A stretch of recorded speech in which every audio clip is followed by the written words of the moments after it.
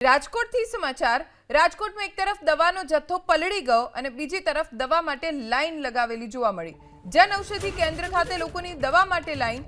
જન ઔષધિ કેન્દ્ર ખાતે લોકો રૂપિયા આપીને દવા ખરીદી રહ્યા છે, કેમ કે રાજકોટ સિવિલ હોસ્પિટલમાં અમુક પ્રકારની દવાનો જથ્થો જ નથી, જેના કારણે જન ઔષધિ કેન્દ્ર ખાતે લોકો રૂપિયા આપીને દવા ખરીદવા માટે મજબૂર બન્યા છે।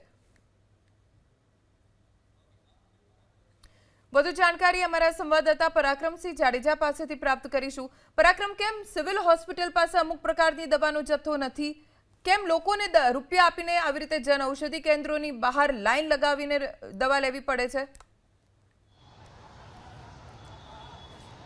ચોક્કસથી મધ્યમ વર્ગના દર્દીઓ જે સિવિલ હોસ્પિટલ ખાતે વેચાતી દવા લેવા માટે પહોંચ્યા છે। પ્રથમ આપણે જે ગોડાઉન છે દવાનું, એના દ્રશ્યો આપણે બતાવ્યા કે જીએમએસએલ ના ગોડાઉન આખે આખું દવાનું ભરેલું છે, પરંતુ સિવિલ હોસ્પિટલમાં અમુક પ્રકારની દવાઓ નથી। આ બંને બહેનો અત્યારે જન ઔષધિ કેન્દ્રથી દવા લઈને, વેચાતી દવા લઈને અહીંયા પહોંચ્યા છે। બેન, કેટલા રૂપિયાની દવા અને શું આખી હકીકત છે?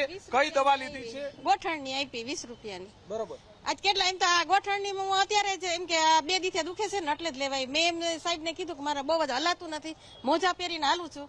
પછી સાહેબ ને મને ફોટો પણ વેચાતી લીધી કીધું નથી દવા, એ કે નથી બહારથી લેવાની એમ કીધું। ગોઠણની દવા છે? હા, ક્યાં બતાવો, દવા બતાવો।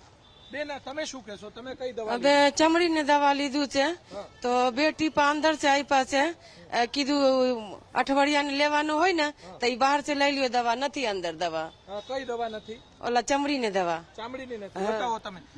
ચોક્કસ આ દવાનો જથ્થો અંદર ઉપલબ્ધ નથી। દ્રશ્યો આપણે બતાવવાનો પ્રયાસ કરીશું। જોઈ શકાય છે કે આ બેન દ્વારા રૂપિયા આપીને દવા લેવામાં આવી છે। જોઈ શકાય। હા, બોલો બેન। કામ કરતા કરતા દવા લેવા આવ્યા એમ। બરોબર। અંદર ના પાડી નથી? હા, એમ કીધું કે નથી। બરોબર। તમારે બેન કઈ કેટલા રૂપિયાની એટલા દવા દીધું? અમે હવે જી નથી લીધું એમ કીધું કે નથી દવા અહીંયા મેડિકલમાં બી અહીંયા નથી, નથી? નથી મેડિકલમાં અંદર નથી? નથી। હા, આ બે દવા એ અહીંયા 2 દવા આપ્યા છે। હા, અંદરથી આવી? અંદર से આપ્યા છે। હા, ચોક્કસ જે જથ્થો ઉપલબ્ધ છે સિવિલ હોસ્પિટલ પાસે, એ જથ્થો આપવામાં આવ્યો છે। આ બંને દ્રશ્યો બતાવશું। આ દવા વેચાતી લીધી છે અને આ દવાનો જથ્થો સરકારી છે। આ બંને દવા અલગ અલગ છે। દ્રશ્યો બતાવશું। હવે જન ઔષધિ કેન્દ્ર છે ત્યાં અમે પહોંચ્યા છીએ। જોઈ શકાય છે કે મધ્યમ અને ગરીબ વર્ગના જે દર્દીઓ છે તેમની અત્યારે લાઈનો જોવા મળી રહી છે। અંદરની તરફ જથ્થો ન હોવાના કારણે લોકો અહીંયા દવા લેવા માટે પહોંચ્યા છે। જોઈ શકાય છે। ભાઈ, તમે અહીંયા કઈ દવા લેવા માટે? અંદર નથી દવા અત્યારે? ये वाली दवा अंदर नहीं मिली है કઈ છે દવા? શેની છે? सर। मैं वो गुजराती नहीं बोल पाता। अच्छा, कौन सी दवा है? क्या दर्द है आपको? ट्यूब है ये लगाने के लिए, इन्फेक्शन हो गया है। अच्छा, हाथ में? ચોક્કસ જોઈ શકાય છે કે આ દવા અંદરની તરફ ન હોવાના કારણે જે અહીંયા અંદર से नहीं है अंदर में। ना, क्या बोला अंदर? ये बाहर से मिलेगी। તમે શું કહેવા માંગશો ભાઈ? કઈ દવા લેવા આવ્યા છો? મેં મારા સહારાને બરોબર, નથી દવા અંદર? દવા નથી।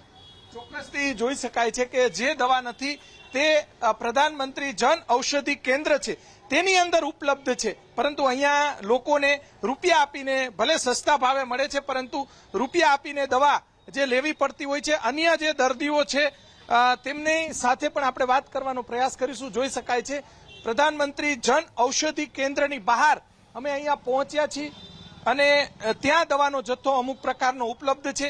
અહીંયા પણ 1-2 દવા નથી તેવી વાત દર્દીઓ સાથે। સમયનો અભાવ છે। આભાર જાણકારી આપવા માટે।